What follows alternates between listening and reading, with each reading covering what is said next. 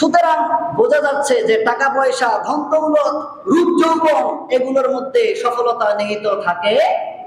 সম্মানিত হাজিরিন, আমি কোরআনুল কারীমের 114টি সূরার মধ্য থেকে একটি সবচাইতে ছোট সূরাগুলোর মধ্যে অন্যতম সূরা আল আসর, সূরা কাউসারের চেয়ে একটু বড় এই সূরা আসর। এই সূরা আসরের মধ্যে 3টি আয়াতে কারিমা রয়েছে। এটি হচ্ছে কোরআনুল কারীমের 103 নম্বর সূরা।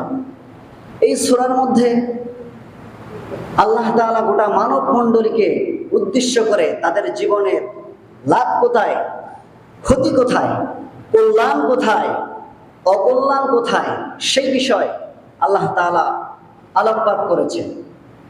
আমরা পৃথিবীতে একজন মানুষকে তখনই সফল মানুষ মনে করি যখন সে একটা ভালো চাকরি পায়, ঠিক কিনা? আমরা মনে করি সেই ব্যক্তি সফল। কিন্তু আল্লাহ তাআলা যে বিষয় এখানে আলোচনা করেছেন তার মধ্যে যে 4টা গুণের কথা এখানে বলা হয়েছে, কয়টা গুণ বলেন? 4টা। এই 4টা গুণ যার মধ্যে থাকবে তারাই ক্ষতিগ্রস্তদের হাত থেকে বেঁচে যাবে। জোরে বলে সুবহানাল্লাহ। তো আপনি যদি চাকরি পেয়ে নিজেকে সফল মনে করেন, আল্লাহ বলেন না তুমি সফল নও। আপনি যদি ক্ষমতার চেয়ারে বসে 10 বছর 15 বছর থেকে যদি আপনি মনে করেন যে আমি সফল হয়েছি, আল্লাহর ভাষায় আপনি সফল হতে পারেন নাই। যদি ক্ষমতা দিয়ে সফল হওয়া যেত তাহলে ফিরআউনের চাইতে সফল ব্যক্তি পৃথিবীর মধ্যে একটাও খুঁজে পাওয়া যাবে না। ফিরআউন সফল নয়, তার প্রমাণ কি? তার প্রমাণ ফিরআউন নামে কোনো লোক আমাদের সমাজে কি খুঁজে পাওয়া যায়? কথা বলেন না কেন? খুঁজে পাওয়া যায় না।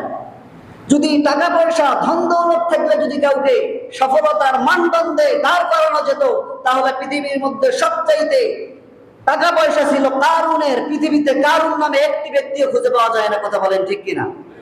সুতরাং বোঝা যাচ্ছে যে টাকা পয়সা, ধন দৌলত, রূপ যৌবন এগুলোর মধ্যে সফলতা নিহিত থাকে না। কিন্তু আল্লাহ তাআলা এই সূরার মধ্যে মানুষের সফলতা কোথায়, বিফলতা কোথায়, এই বিষয়ে আল্লাহ তাআলা আলোচনা করেছেন। আল্লাহ তাআলা শুরু করছেন, আল্লাহ তাআলা বলছেন ওয়াল আসরি ইন্নাল ইনসানা লাফি খুসর।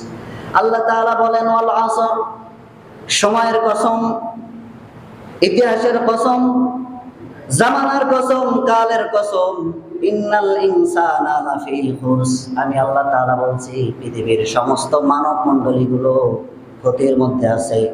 আল্লাহ তাআলা নির্দিষ্ট করে কোন জাতিকে, কোন গোত্রকে আল্লাহ তাআলা ডাক দেন নাই। আল্লাহ তাআলা ইনসান শব্দটি ব্যবহার করেছেন এখানে ইহুদি, বৌদ্ধ, খ্রিস্টান, মজুসি, পৃথিবীর মধ্যে যারা মানুষ হিসেবে এসেছে সমস্ত মানব মণ্ডলীদেরকে আল্লাহ তাআলা লক্ষ্য করে বললেন, বান্দারা তোমরা সকলেই ক্ষতির মধ্যে আছো। ইন্নাল ইনসানা লাফি খুসর, পৃথিবীর সমস্ত মানব মণ্ডলী ক্ষতির মধ্যে আছে। আল্লাহ তাআলা বলেন তারা ব্যতীত, ইল্লাল্লাযীনা আমানু, 1 নাম্বার যার মধ্যে গুণ থাকবে, যারা আমি আল্লাহ তাআলার প্রতি ঈমান আনবে সেই ব্যক্তি ক্ষতিগ্রস্তর মধ্য থেকে তার নামটি আমি আল্লাহ তাআলা বাদ দিয়ে দেব। জয় বলি সুবহানাল্লাহ। 1 নাম্বার কোয়ালিটি ঈমান আনতে হবে। 2 নাম্বার ওয়ামিলুস সলিহাত, নেক কাজ করতে হবে। ঈমান এনে দাড়ি বড় করে পাগড়ি মাথায় দিয়ে ঘরের মধ্যে বসে থাকলে হবে না, সেই ঈমান মাফিক জীবন যাপন করতে হবে, ঠিক কিনা? ওয়ামিলুস সলিহাত, নেক কাজ করতে হবে। 3 নাম্বার ওয়াতাওয়াসাউ বিল হক, নেক কাজ করতে গেলে বাধা বিপত্তি আছে না নাই? আল্লাহ তাআলা এই জন্য সবরের কথা বলছেন। নেক কাজ করবে তারপরে সবরের আয়াত দেওয়া লাগবে কেন? অন্য আয়াত দিলে তো পারতেন। নেক কাজের পর সবরের কথা কেন দিলেন? এর সিগনিফিকেন্স আপনাকে বুঝতে হবে। নেক কাজ করতে গেলে পৃথিবীর অনেক মানুষ নেক কাজ করে, তাকে ফুলের তোড়া দিয়ে বরণ করা হয়, আর কিছু নেক কাজ করতে গেলে তাকে তার গলার মধ্যে ফাঁসির রশি নিতে হয়। কথা বলেন ঠিক কিনা?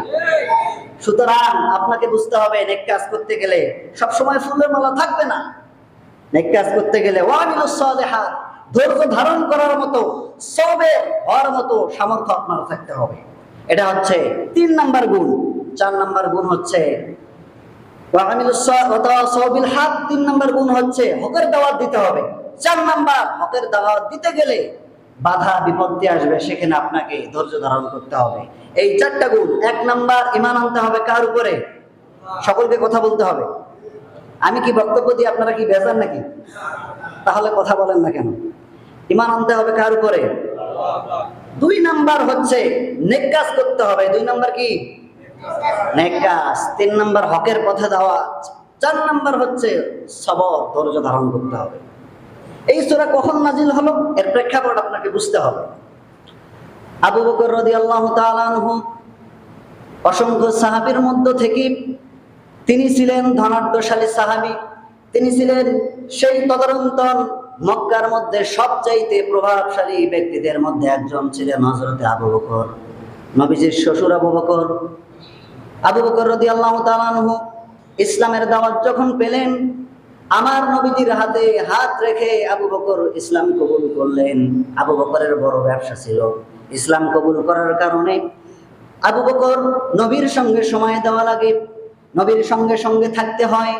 আবু বকর রাদিয়াল্লাহু তাআলা আনহু যখন তার কর্মচারী দিয়ে দোকান পরিচালনা করতেছেন, কিছুদিনের মধ্যে তার ব্যবসাটি ডাউন হতে লাগলো। তার দোকানের মালের পরিমাণ কমে যেতে লাগলো। এক পর্যায়ে তিনি ডাউন হতে লাগলেন। আবু বকরের ব্যবসার প্রতিবেশী ছিল একজন কাফের। ব্যবসার প্রতিবেশী কে ছিল? একজন কাফের ছিল। আবু বকর সিদ্দিক রাদিয়াল্লাহু তাআলা আনহুর প্রতিবেশী।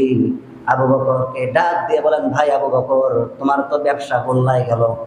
তুমি লোক দিয়ে ব্যবসা করাচ্ছ, মুহাম্মাদের পিছন যে ধরেছো, মুহাম্মাদের পিছন তোমাকে ছাড়তে হবে, তাহলে আবার ব্যবসায় তুমি ডেভেলপ করতে পারবে, ব্যবসা তোমার আগের মতো জমজমাট হবে। একদিক দিয়ে আবু বকর রাদিয়াল্লাহু তাআলা আনহুর ব্যবসা কমে যাচ্ছে। 2 নাম্বার হচ্ছে কাফের মুশরিকদের অত্যাচারে। তারা সেই জামানায় ছিল মানুষকে ক্রয় করে নিয়ে তাদের উপরে অত্যাচার করা হতো। বিলালকে ধরে নিয়ে গেল উমাইয়া। উমাইয়া বিলালকে এমন কোনো জায়গা নাই, শরীরের এমন কোনো অংশ নাই যে অংশের মধ্যে আঘাত করে নাই। বিলালের প্রত্যেকটা জায়গা থেকে রক্ত প্রবাহিত হতেছে। আমার নবীজি আবু বকরকে ডাক দিয়ে বলেন, আবু বকর রে, আল্লাহ তো তোমাকে অসংখ্য ধনাঢ্যশালী ব্যক্তিদের মধ্যে তোমাকে একজন ধনাঢ্যশালী বানিয়েছেন। তুমি যাও আমার বিলালকে স্বর্ণ মুদ্রা দিয়ে মুক্ত করে নিয়ে আসো। আবু বকর রাদিয়াল্লাহু তাআলা আনহুর ব্যবসা একদিকে ডাউন, আর একদিকে আবার মুমিনদের ইসলামের পক্ষে কাজ করতে গিয়ে তাকে মাল সামান খরচ করতে হয়। আবু বকর দৌড়ে গেলেন উমাইয়ার কাছে। উমাইয়াকে ডাক দিয়ে বলেন, উমাইয়া রে, এই যে কেনা গোলামটা, একে তুমি আমার কাছে বিক্রি করে দাও। এর জন্য যত টাকা পয়সা তুমি চাও সব আমি তোমাকে দিয়ে দেবো। জোরে বলে সুবহানাল্লাহ। শুধু তারা ঈমান এনেছেন নাকি তারা মাল ইসলামের জন্য তারা দিয়েছেন? উমাইয়া সুযোগ বুঝলেন যে আবু বকরকে যাই বলবো তাই দিবে, সর্বোচ্চ দাম হাতায়া দিল বিলালের। আবু বকর রাদিয়াল্লাহু তাআলা আনহু মুমিন ব্যক্তির কাছে টাকার চাইতে ঈমানের দাম অনেক বেশি, কথা বলেন ঠিক কিনা? আবু বকর স্বর্ণ মুদ্রা উমাইয়ার মুখে নিক্ষেপ করে দিয়ে বিলালকে মুক্ত করে নিয়ে আসলেন। জোরে বলে সুবহানাল্লাহ।